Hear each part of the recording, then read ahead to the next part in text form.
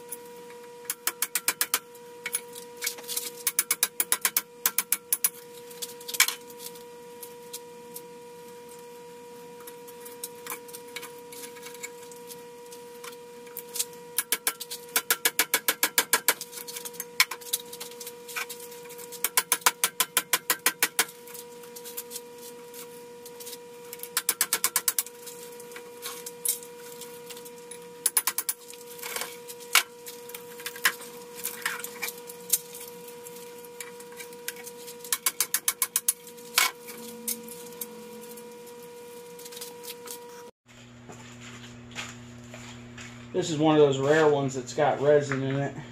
You know, there's some stuff in there holding these windings together. They're really jammed in there. I'll beat on it for about 20 minutes and then, you know, this is about where I'm at.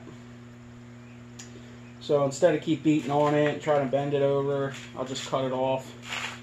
Cut it off, get whatever I can get off the outside, and then I'll just put the center part into electric motors because there's still some copper in there. They should take it.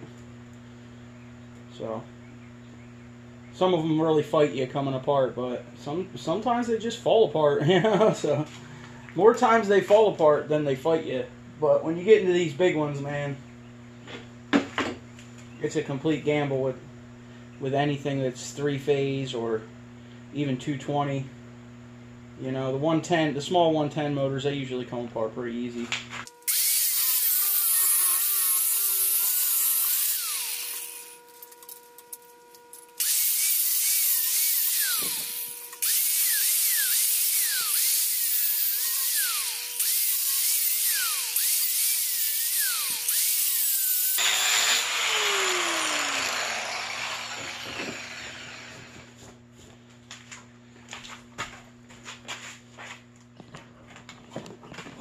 There's still some copper in there. They might let it slide.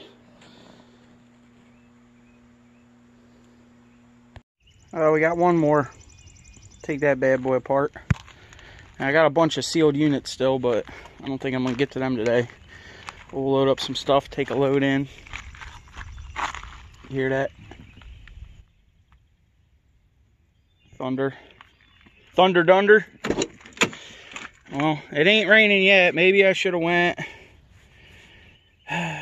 Who knows? Oh well. Save it for another day. There's plenty around here I can do if it doesn't rain. Yeah, this one's a little bit smaller. Well, quite a bit smaller than the other one. And usually the small ones don't really put up too much of a fight.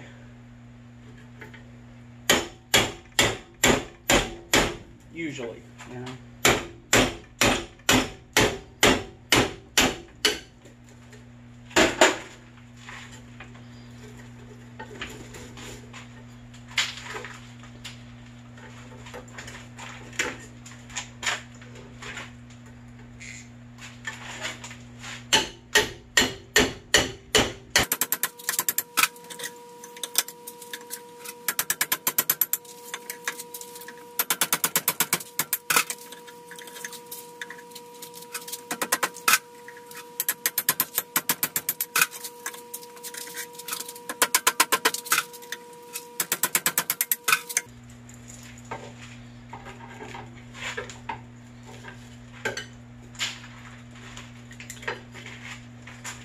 like I said before, if it starts going on the 20-minute mark,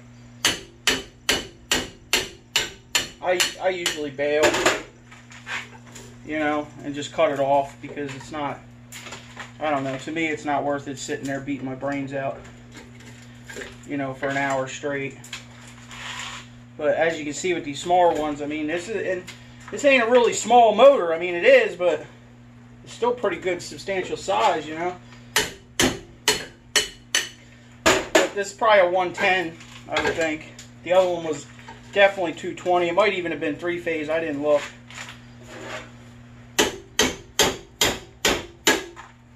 But as you can see, I mean, that didn't take nowhere near 20 minutes, you know. That literally took like, I guess I'll check the video real quick and tell you. But, you know, I don't see it taking more than 5 minutes to get these out with the cutting. And sometimes it takes longer to get this out of the actual housing than it does to get the copper out of it. In my experience, anyway. 3 minutes. So, you know, like I said, if it starts going on to 20 minutes, you might as well just cut it off and move on. Well, it didn't start raining at 9:30. It started at 11, so hopefully some of the boys and girls made a couple sales. Alright. Oh well. Another weekend down, right?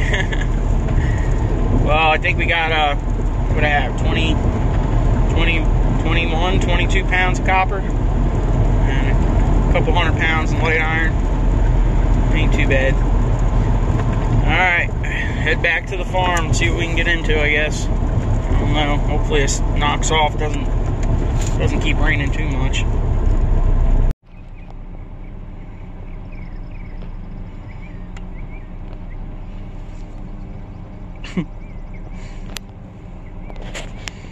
Alright guys, time to move. I got work to do over here.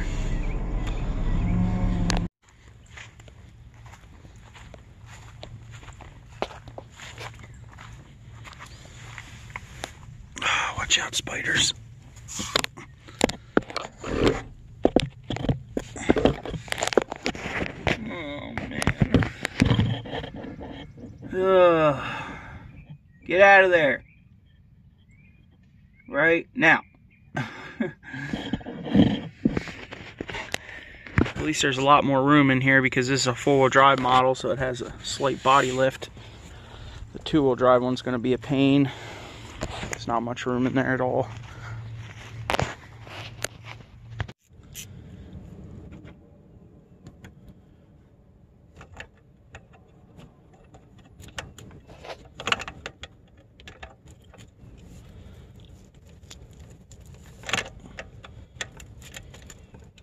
I sprayed these the other day with some PB. Hopefully it helps.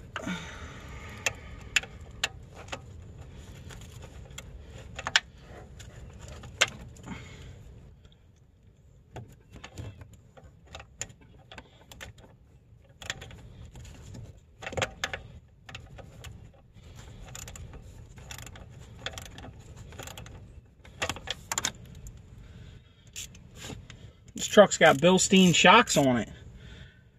Huh. You see at the top right corner of the screen there, it's got a factory Nissan oil filter on it. So whoever had this truck sure loved it, that's for sure.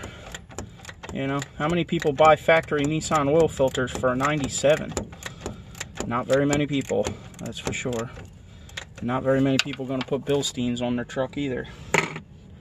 They're pretty expensive shocks. I think they're like over $100 for two of them. For like just the front, it's like $113 or something for them. I might have to steal them for the stallion. All right. We ain't gonna put it on the donkey, that's for sure. Okay, where's the little wire? I can't really see it. I think it unplugs from the harness though. Here it is. There's definitely a lot of room in here compared to the two-wheel drive truck over there. That's gonna be a nightmare. Might actually take the Sawzall to it. Cut the wheel well out a little bit, but the fuel lines run up right here. These are the fuel lines. These ones are really crusty. Fuel lines and evap is right here, so that might not be an option. Might have to just, somebody did a big 3 upgrade too. You see this green wire over here? I'm saying they love this truck, it's for sure. I don't know if any of you know what a big 3 upgrade is. Probably do, some of you. You know, you upgrade the ground wires and such. A lot of stereo guys do that. It's like that mod that you never really know if anything, if it works or not. You know, you never really see any benefits, I don't think. I mean, you probably do, but not that you can physically see. Alright. And we got the 2 bolts that hold it to the bell housing, and that should be it. At least the nut for the solenoid came off easily. Alright, you guys are kind of in the way. I think I'll just shut you off, show you when I get almost done. Hopefully I can get in there with some ratchets and swivels and get this sucker out. It looks like a reman. I guess we'll see when we get it out. It's always got to be one that fights you, right? Always the last one. Always the last one. I got my pair of cable cutters up in here as like to support the extension.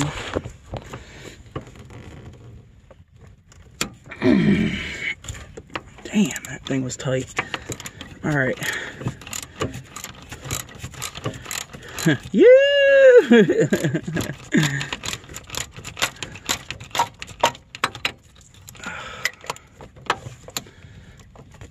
Should have had a pry bar down here, but all I had was my pair of cable cutters. Let's see if we can finagle this bolt out somehow. Alright.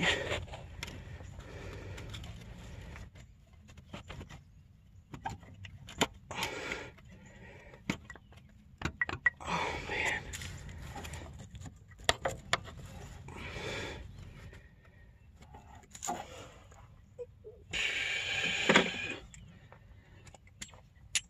Where is it?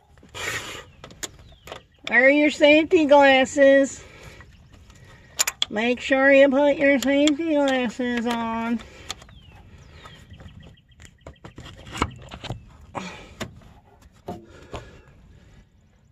Oh man.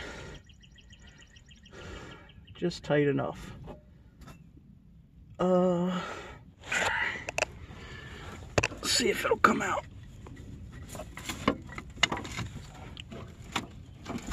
Uh-oh, don't fall.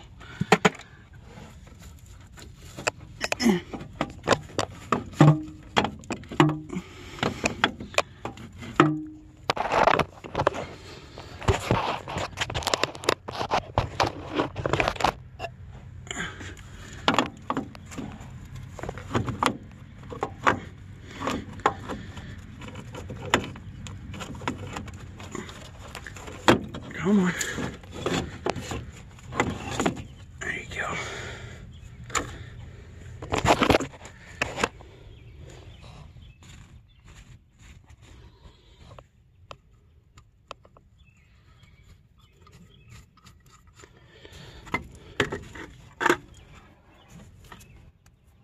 Definitely a reman. Looks like CarQuest.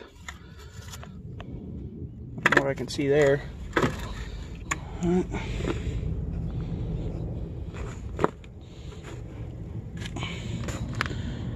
Alright, donkey. You might live to kick another day. What does that say? 12.1 on the filter? Holy. 2000, or is that 11? 12.11? 2011? Sounds about right.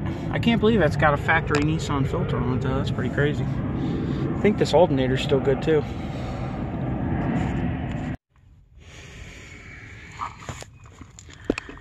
As you can see on the 2-wheel drive ones, there's not as much room here. because of the body not being lifted. But there it is. Hopefully I can get it out. It's definitely a lot tighter. Gonna have to do it all right through here. It definitely looks like the stock one. Oh, you see the solenoids in a different location.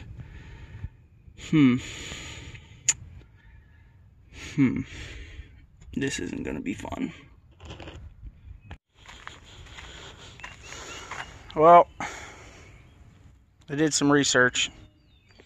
I don't know why I didn't do it the other day, but whatever. This is a 4-wheel drive manual starter, right? 4-wheel drive, 4-cylinder manual. I need a 4-cylinder automatic starter. Apparently the bell housings are different. Configuration's different. Manual starter on Rock Auto for a 4-cylinder is $34. But for an automatic is $80. So I don't know. Should I buy a starter for this pig and put it in there? Or should I just take the steering box out of it and turn the bed into a trailer?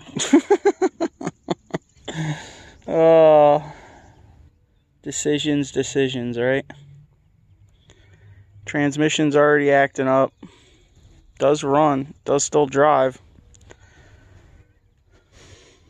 The only problem is if I buy an $80 starter and put it in this truck, my other truck's a manual. So I can't use the starter out of this truck in that truck.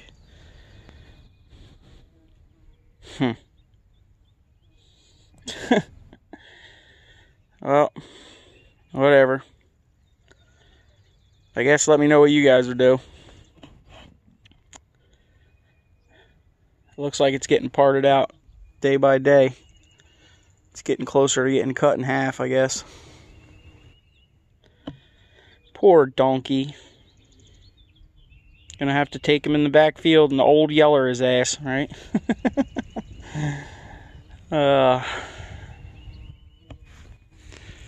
Well, hope you guys had fun today. I sure didn't. But it's always a good day when you're fixing stuff. We're trying to, right? Well, see you guys on the next one. Comment, rate, and subscribe. Later.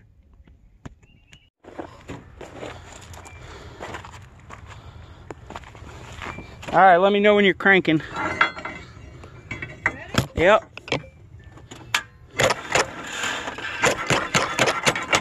Come on.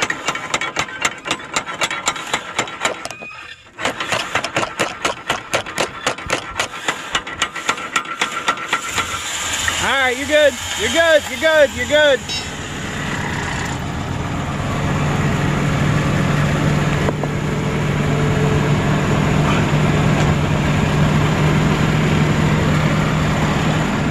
Alright, thank you. It's running one last time. Alright. I guess I'll go pick trash with it today before I shut it off. Might as well just leave it running.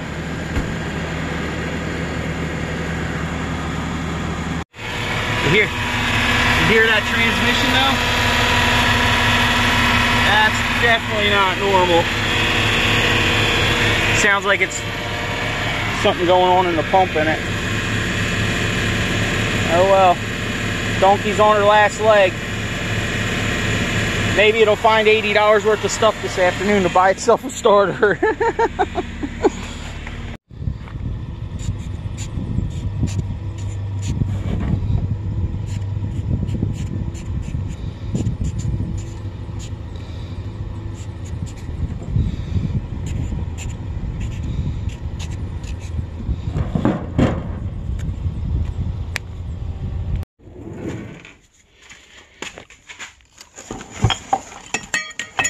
Oh man, timber, stay.